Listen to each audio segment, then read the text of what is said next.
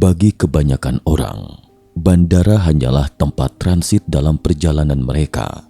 Namun bagi sebagian lainnya, mungkin memiliki arti yang sangat berbeda. Dalam film komedi romantis tahun 2004 The Terminal, pemeran utama pria yang diperankan oleh Tom Hanks terjebak di bandara JFK Amerika Serikat. Yang selanjutnya kemudian adalah sederet cerita lucu dan konyol yang membuat banyak orang terkesan. Namun kisah sebenarnya di balik film tersebut bahkan lebih konyol lagi. Seorang pria Iran terjebak di bandara Roissy Charles de Gaulle, Prancis selama 18 tahun. Apa gerangan yang terjadi sebenarnya? Salam sehat sejahtera pemirsa setia Mata Ketiga. Berikut mari kita telusuri bersama cerita hari ini. Pada Agustus 1988, seorang pria Iran, Mehran Karimi Nasheri, terbang dari bandara Charles de Gaulle, Prancis ke bandara Heathrow, London. Namun saat melewati bea cukai, Nasheri tidak menunjukkan dokumen apapun yang dapat membuktikan identitasnya. Ia tidak memiliki paspor dan tidak memiliki visa resmi yang memungkinkannya memasuki Inggris. Nasheri mengaku ke Inggris untuk mencari ibu kandungnya. Kewarganegaraannya di Iran pernah dicabut karena beberapa alasan politik. Nasheri kemudian mencari suaka di beberapa negara Eropa. Hingga akhirnya, Badan Pengungsi PBB memberinya visa pengungsi agar dia bisa bepergian dengan bebas ke semua negara yang telah menandatangani Konvensi Jenewa, termasuk Swiss, Prancis, Belgia, Belanda, dan 12 negara lainnya. Namun malangnya, Nasheri mengklaim bahwa semua dokumen pengungsinya dicuri di kereta antara kota dari Paris Gare du Nord ke Bandara Charles de Gaulle.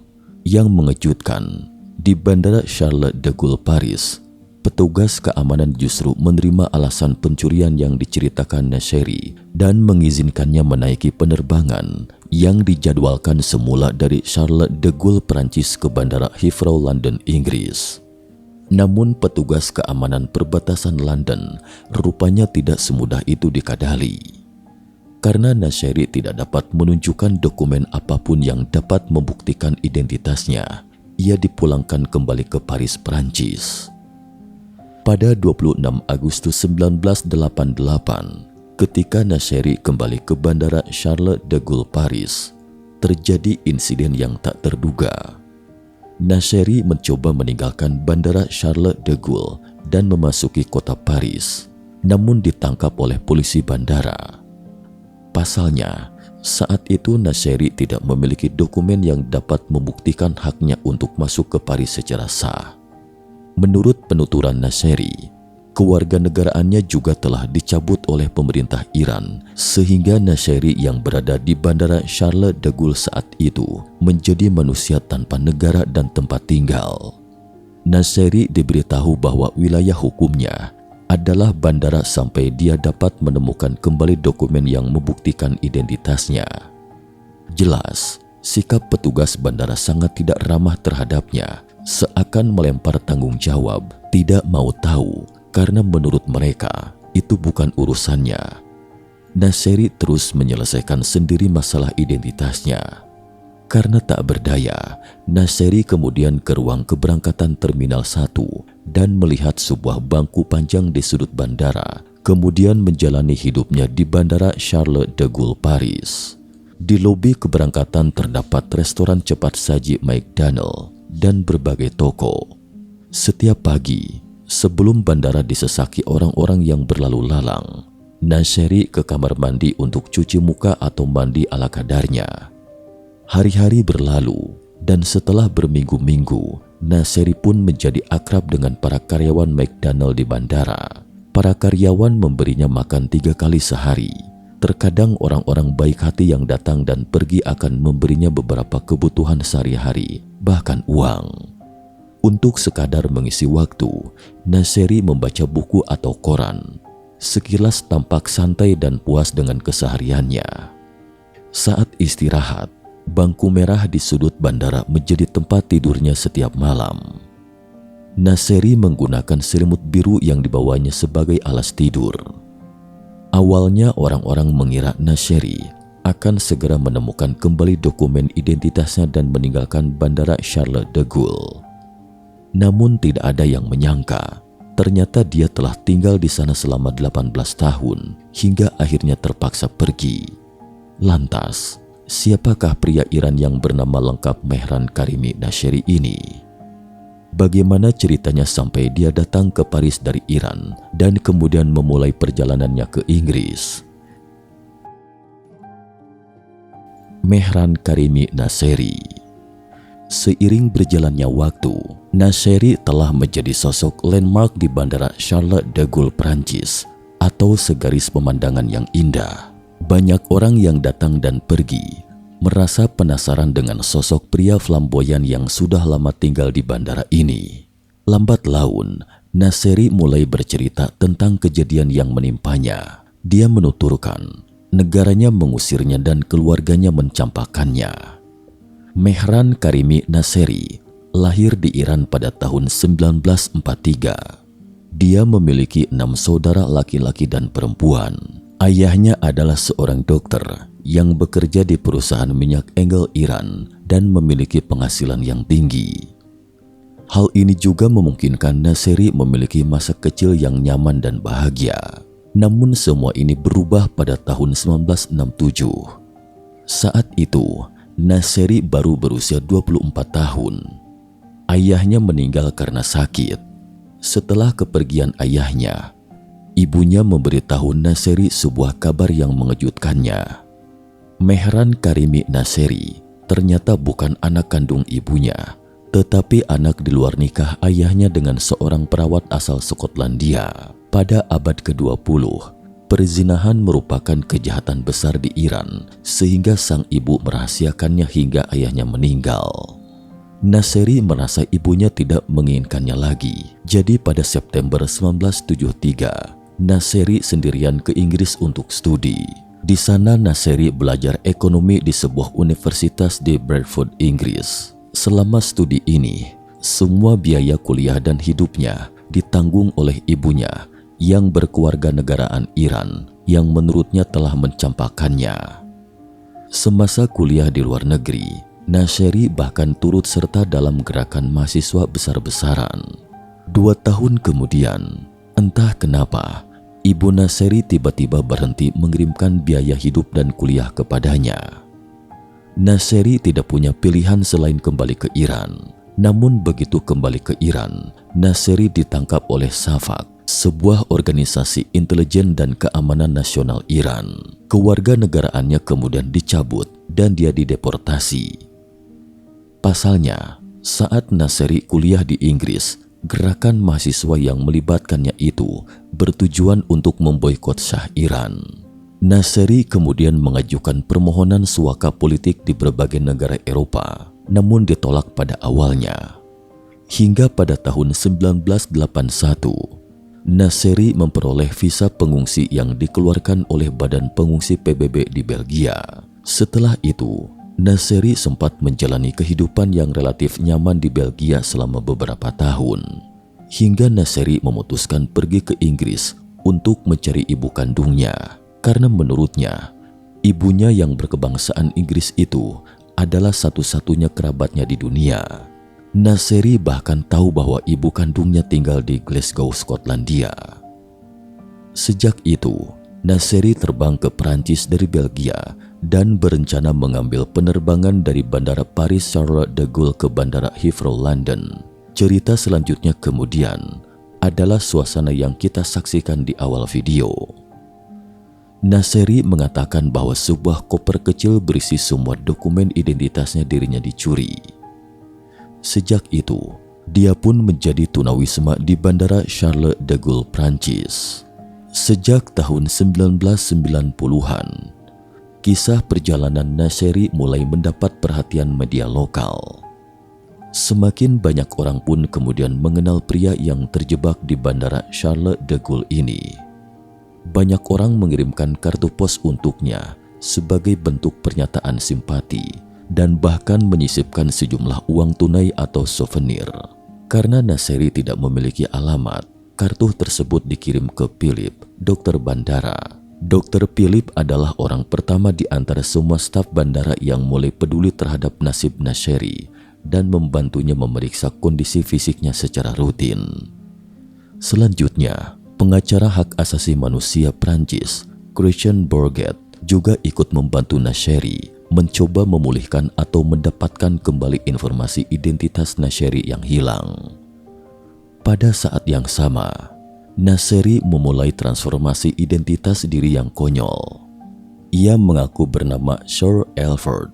The beginning, I can just introduce as Alfred Meron or Sir Alfred Meron. Untuk menunjukkan rasa hormat, media yang mewawancarainya mulai sering menggunakan nama tersebut. Sir Alfred bahkan sempat menjadi selebriti internet yang cukup terkenal. Seharusnya tidak ada salahnya memberi nama keren pada diri sendiri, namun transformasi identitas Naseri tidak berakhir di situ.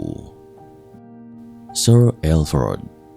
Naseri mulai menolak berbicara bahasa ibunya Persia.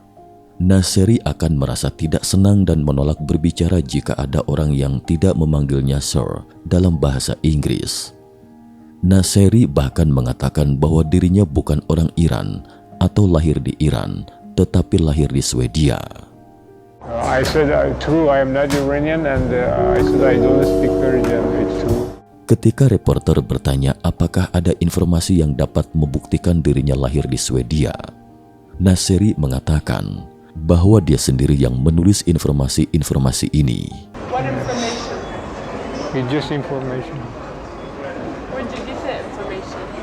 in my paper. In the papers that you write?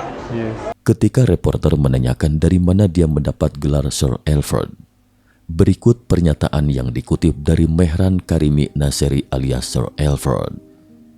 By virtue. By virtue? Setelah 4 tahun tinggal di bandara, pada tahun 1992, otoritas imigrasi Prancis akhirnya bisa bernapas lega. Otoritas setempat mengatakan bahwa selama Naseri dapat menyerahkan dokumen pengungsinya, pemerintah Prancis akan memberinya izin tinggal resmi di negaranya. Namun masalahnya, untuk mendapatkan dokumen pengungsi tersebut, Belgia mengharuskan Naseri untuk mengambilnya sendiri. Situasi Naseri yang serba salah saat itu membuatnya tidak bisa masuk ke Belgia secara legal. Akibatnya dia tidak bisa mendapatkan dokumen pengungsi. Ini adalah putaran tanpa akhir. Akhirnya pada bulan Juli 1999, pihak berwenang Belgia memberikan konsesi. Pengacara hak asasi manusia Prancis, Christian Bourget, yang telah memperjuangkan Naseri selama 10 tahun, akhirnya membantunya mendapatkan kembali informasi identitas Naseri. Namun dalam prosesnya, pengacara Bourget juga menemukan bahwa cerita yang disampaikan Naseri penuh dengan celah. Dokumen pengungsi Naseri sama sekali tidak dicuri, tetapi Naseri sendirilah yang mengirimkannya kembali ke badan pengungsi PBB di Brussels, Belgia. Padahal sebelumnya, Naseri sudah beberapa kali mencoba masuk ke Inggris. Pertama pada tahun 1986, saat Naseri masih tinggal di Belgia. Dia menumpangi kapal pesiar menuju pelabuhan Folkestone di Tenggara Inggris. Sebelum berangkat, mungkin karena khawatir akan dideportasi kembali ke Belgia, Naseri memasukkan izin tinggal pengungsinya di Belgia ke dalam amplop, membubuhkan stempel, dan langsung mengirimkannya kembali ke badan pengungsi PBB di Belgia. Namun malang, setelah sampai di pelabuhan Folkestone, di mana karena tanpa dokumen masuk, Naseri pasti tidak akan diterima di Inggris. Apalagi saat itu, izin tinggal pengungsi Belgianya sudah tidak ada lagi. Naseri bahkan tidak bisa kembali lagi ke Belgia. Kemudian dia pindah ke Prancis. Harus diakui bahwa pengawasan perbatasan Prancis benar-benar merupakan keberadaan yang aneh. Naseri yang tidak memiliki identitas sah itu juga bisa masuk dengan bebas. Ada laporan dari beberapa tempat bahwa Naseri sebenarnya pernah beberapa ditangkap di Prancis karena masalah identitas. Sampai pada tahun 1988, Ketika dia dideportasi kembali ke Bandara Charles de Gaulle di Paris, dia menyadari bahwa satu-satunya yang bersedia menyambutnya di dunia nan luas ini adalah bangku merah di sudut Bandara Charles de Gaulle, Prancis. Namun bagaimanapun juga, setelah 11 tahun, pengacara Bourget akhirnya membantu Nasseri mendapatkan kembali identitasnya. Sementara itu, Dr. Philip yang selama ini peduli pada Nasseri juga sangat senang untuknya. Nasseri ke pengadilan di pinggiran timur laut Paris ditemani oleh pengacara Bourget dan Dr. Philip. Sekarang selama dia menandatangani dokumen tersebut, dia bisa mendapatkan izin tinggal resmi di Prancis, meninggalkan bandara dan memulai hidup baru. Namun di saat genting, Nasseri justru menolak menandatangani. Pasalnya, dalam dokumen tersebut disebutkan bahwa namanya adalah Mehran Karimi Nasseri dan lahir di Iran. Nasseri mengatakan bahwa namanya bukan lagi Mehran Karimi Nasseri. Nama saya adalah Sir Alfred Mehran dan lahir di Swedia. Dokumen ini palsu, kata Nasseri. Saya tidak mau menandatanganinya. Pengacara Bourget dan Dr. Philip tercengang dengan sikap Nasseri ini. Bagaimanapun juga, mereka telah sibuk mengerjakan dokumen ini selama 10 tahun. Lalu Nasseri kembali lagi ke bangku merah di Bandara Charles de Gaulle, Prancis, tempat yang tidak asing lagi baginya. Tapi apakah Nasseri berencana terus menetap di bandara? Bukankah dia berencana mencari seseorang yang disebutnya ibu kandung di Inggris? Apakah Anda tidak ingin pulang? Tanya pengacara Bourget. Saya sudah berada di rumah, jawab Nasseri. Diberkati nasib baik. Kisah Nasseri tersebut menginspirasi film The Terminal, karya Steven Spielberg tahun 2004 yang dibintangi oleh Tom Hanks. Dalam film The Terminal, Tom Hanks memerankan Viktor Navorski, seorang pria yang tiba di Bandara John F. Kennedy di New York dari negara fiksi Krakozia di Eropa Timur dan menemukan bahwa revolusi politik dalam semalam telah membatalkan semua surat perjalanannya. Navorski dibuang ke ruang tunggu internasional bandara dan diberitahu bahwa dia harus tinggal di sana sampai statusnya diselesaikan. Sementara itu, kerusuhan di Krakozia terus berlanjut. Menurut The New York Times, Spielberg membeli hak atas kisah hidup Nasseri melalui perusahaan produksinya DreamWorks dengan membayar sekitar $250.000. Nasseri juga diketahui menulis sebuah autobiografi berjudul The Terminal Man yang diterbitkan pada tahun 2004. Meskipun adegan seperti tokoh protagonis pria membasuh muka di kamar mandi bandara juga muncul di film, namun ceritanya telah diubah dan sepenuhnya terpisah dari kenyataan menjadi lebih dramatis dan menghibur. Tapi bagaimanapun juga, film tersebut terinspirasi dari cerita Nasseri. DreamWorks juga membayar royalti ratusan ribu dolar kepada Nasseri.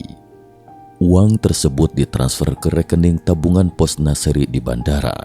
Setelah rilis The Terminal pada tahun 2004, Nasseri menjadi sosok orang yang terkenal. Pada tahun yang sama, sebuah penerbit menghubunginya dan menerbitkan autobiografinya, Terminal Man. Orang-orang tertarik dengan ceritanya, ada yang menganggapnya luar biasa dan juga ada yang menyatakan simpati. Namun sumber yang tahu persis cerita sebenarnya, seperti pengacara Bourget dan Dr. Philip, tahu persis bahwa selama Nasseri mau, dia dapat meninggalkan bandara dan memulai hidup baru. Selama dia menandatangani dokumen itu, dia akan diberikan identitasnya berikut sejumlah uang yang cukup. Sampai di sini, yakin banyak yang bertanya-tanya, apakah Nasseri yang memiliki sebuah keluarga besar dengan 6 saudara laki-laki dan perempuan serta ibunya yang orang Iran itu tidak pernah mencarinya? Pada September 2004, produsen film Paul Brosseler menerbitkan sebuah artikel di Guardian Inggris berjudul The Man Who Lost His Past. Artikel tersebut mengungkapkan lebih banyak detail yang tidak diketahui tentang Mehran Karimi Nasseri. cerita yang diimajinasikan. Pada awal tahun 2001, Paul memproduksi dokumenter beranggaran rendah, Here to Where. Namun film doku komedi ini tidak menarik perhatian sebanyak The Terminal.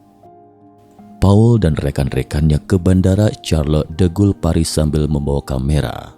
Rencana syuting awal mereka hanya untuk beberapa hari, namun tak disangka beberapa hari yang dijadwalkan itu berganti menjadi beberapa bulan, hingga akhirnya Paul menghabiskan waktu hampir 1 tahun untuk bisa mengenal sosok Mehran Karimi Nasery.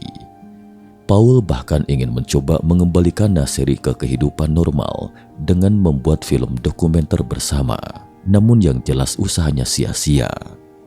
Usai syuting, Paul mencoba menghubungi keluarga Nasery, mengajukan pertanyaan yang ingin diketahui orang-orang.